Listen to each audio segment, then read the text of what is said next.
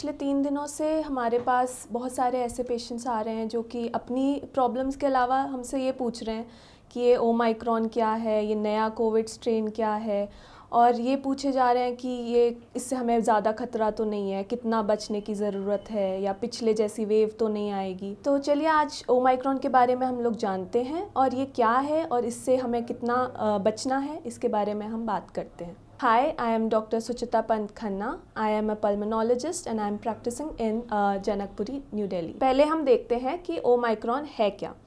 Omicron एक corona virus का strain है जिसको B11529 भी कहते हैं। WHO ने अभी फ़िलहाल के लिए इसको वायरस ऑफ कंसर्न लेबल किया है। इसका सबसे पहला जो केस आया है वो साउथ अफ्रीका में आया है। अकॉर्डिंग टू WHO इसको अभी बहुत सारे रिसर्चेस कंडक्ट होनी बाकी हैं इसको देखने के लिए कि ये कितना वायरस ऑफ कंसर्न है कि नहीं है। दूसरा क्वेश्चन आता है कि ये इसका जो ट्रांसमिशन है वो दूसरे पुराने कोरोना वायरस स्ट्रेन से ज़्यादा ट्रांसमिसिबल है या नहीं है। ट्रांसमिसिबिलिटी मतलब होता है कितना ज़्यादा जल्दी ये फैलता है। अभी भी रिसर्चेस जारी हैं देखने के लिए कि इसकी ट्रांसमिशन पुराने कोरोना वायरस स्ट्रेन से ज़्यादा है कि या नहीं है। तीसरा क्वेश्चन आता है हमारे पास कि ओमाइक्रॉन जो है वो मतलब सीवियर डिजीज़ कॉज कर रहा है या नहीं। पिछले जो कोरोना वायरस स्ट्रेन है उसके कंपैरिजन में अगर देखा जाए तो ओमाइक्रॉन के लिए ये कहा जा रहा है कि वो सीवियर डिजीज़ कॉज कर रहा है, पर अभी तक जो डेटा आया है वो इसके बारे में कोई कंफर्म नहीं बता रहा है कि ये सीवियर डिजीज़ कॉज कर रहा है। जितने भी साउथ अफ्रीका में केसेस बहुत ज़्यादा आए हैं, बट वो इसलिए हैं क्योंकि रेट ऑफ हॉस्पिटल एडमिशन ज़्यादा है।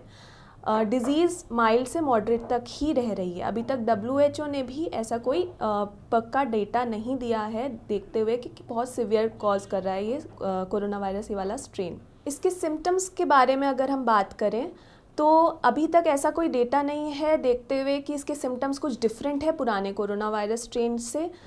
इसमें खांसी, गला दर्द, फीवर, इस तरह से हमें जो पिछले बार जो कोरोना वायरस स्ट्रेन में दिखाई दिए थे उस तरह के सिम्टम्स हैं। पिछले कोविड-19 वायरस स्ट्रेन्स के जैसे ही इसमें भी माइल्ड, मॉडरेट, सीवियर डिजीज़ हो सकती है।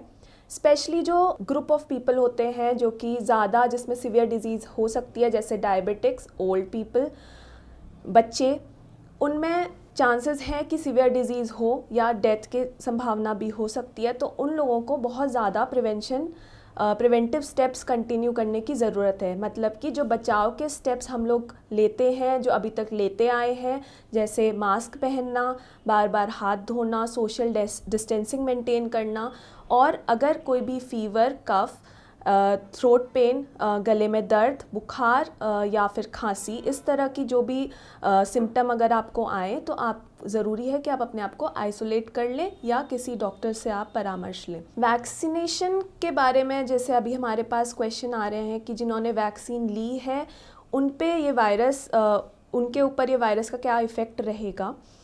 तो वैक्सीनेशन ओवरऑल सीवियर और डेथ, इन दोनों से, सीवियर डिजीज़ और डेथ दोनों से हमें बचाती है, चाहे वो ये वाला स्ट्रेन हो या डेल्टा स्ट्रेन हो या फिर कोई भी कोरोना वायरस का स्ट्रेन हो। तो वैक्सीनेशन प्रायोरिटी है, वैक्सीनेशन बहुत ज़रूरी है, और अगर वैक्सीनेशन नहीं कराया है तो आपको वैक्सीनेशन कराने की ज़रूरत है। ये आपको डिज़ीज़ से तो नहीं, पर डिज़ीज़ की जो सिवियरिटी है उससे आपको बचाने में हेल्प करेगा।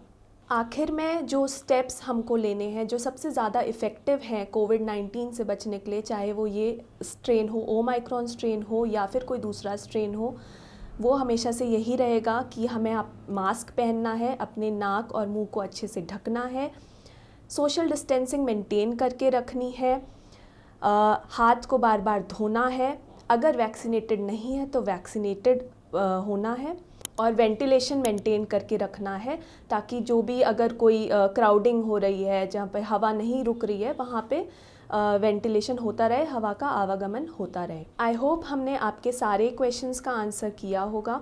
कोविड-19 ओमाइक्रॉन स्ट्रेन के बारे में जानने में आपको हेल्प मिली होगी। अगर कोई भी ऐसा क्वेश्चन है जो आप हमसे करना चाहते हैं, पूछना चाहते हैं, वो आप कमेंट सेक्शन में लिख के भेज सकते हैं। हम कोशिश करेंगे कि आपके सारे क्वेश्चंस का आंसर हम कर पाएँ। Thank you.